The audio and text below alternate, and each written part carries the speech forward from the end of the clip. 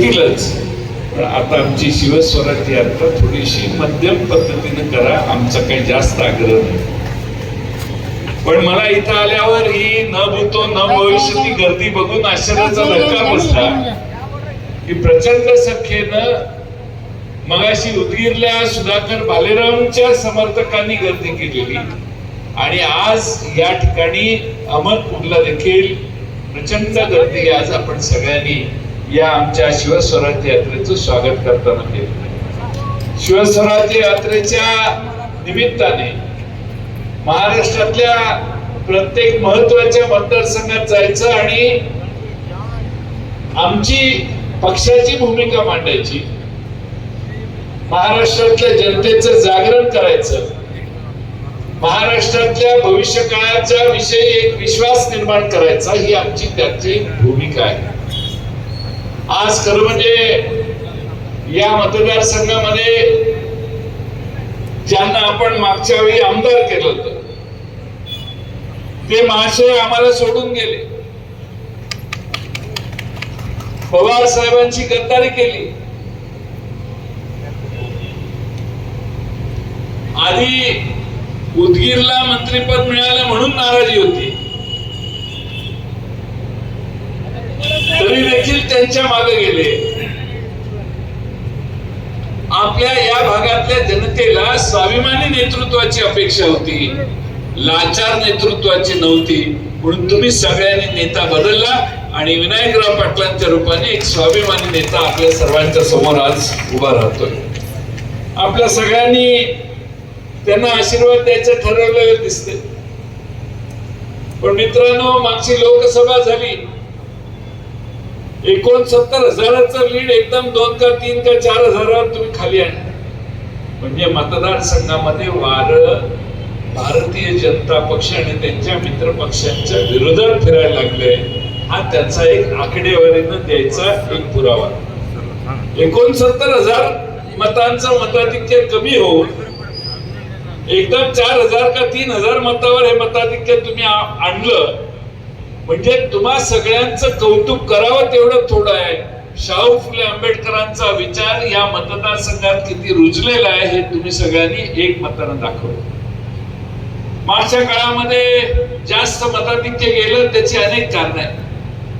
लोकांना खोटी आशा दाखवण्यात आली, 15 लाखापासून अनेक मोठमोठ्या घोषणा करण्यात आल्या.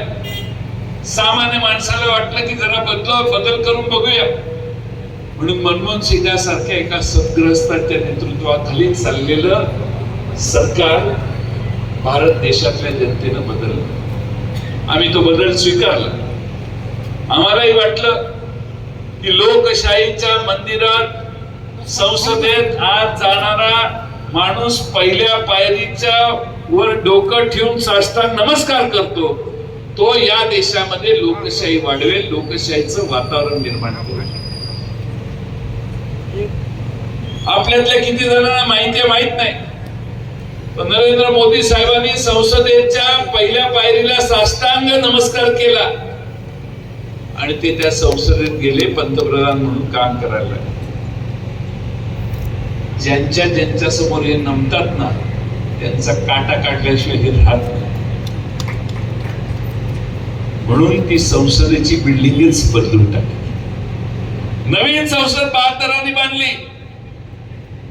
जुन्या संसदेला इतिहासकाली जिथं पंडित जवाहरलाल नेहरूंपासून अनेक दिग्गजांनी मार्गदर्शन केलं, या देशातल्या जनतेच्या सार्वभौमत्वावर शिक्कामोर्तब केलं, या देशातल्या सर्वसामान्य गोरगरीब जनतेला ज्या देशामध्ये सुई टाचणी देखील किंवा सुई देखील तयार करण्याचा कारखाना नव्हता, जवळपास 80% जनता निरक्षर होती, त्या देशाची प्रगती इथपर्यंत करून आणण्याचं काम पंडित जवाहरलाल नेहरूंपासून प्रत्येक पंतप्रधानांनी केलं.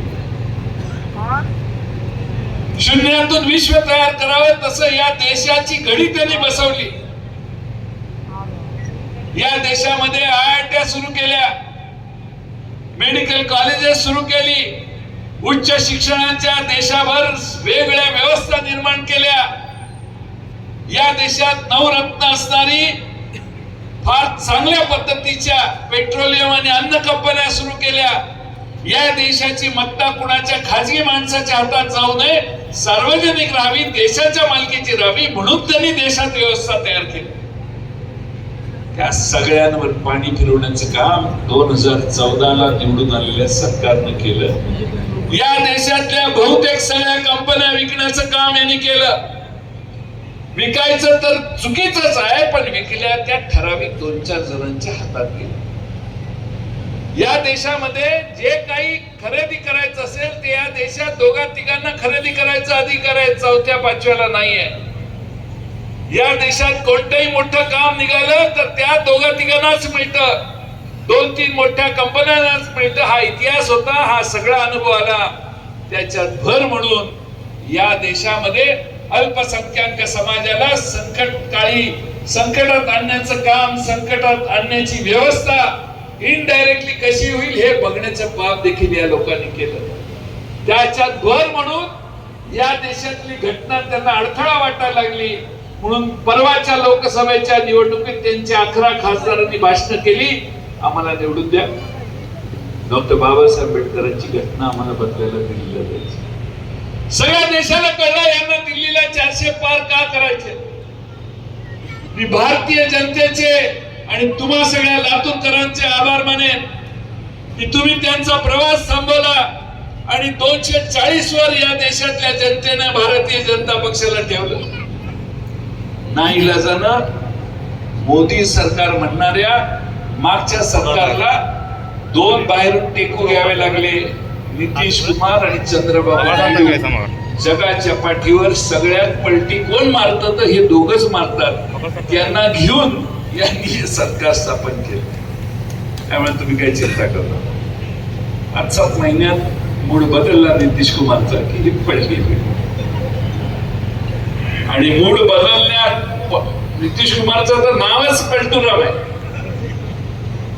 चंद्रबाबू नायडूंच्या विरोधात तुरुंगात होते. चंद्रबाबू नायडू तिथल्या जगन रेड्डीने त्यांना तुरुंगात टाकलं, त्यावेळी भाजपने त्याला मदत नाही केली. गरज पडली, त्या दोघांचा आधार घेतला आणि सरकार स्थापन केलं. माझी आपणा सर्वांना विनंती आहे, यांना घटना बदलायची आहे. आज नाही, 1952 साली ज्या वेळेपासून घटना लिहिली डॉक्टर बाबासाहेब आंबेडकरांनी, तेव्हापासून त्या घटनेच्या विरोधात हे बोलण्याचं काम करत आहे. दुसऱ्या बाजूनं या देशातल्या सगळ्या अल्पसंख्याक समाजाला बाजूला ठेवून या देशात सर्वांसाठी विकासाची घोषणा होती, त्या विकासाला काडी लावण्याचं काम या सगळ्यांनी केलं.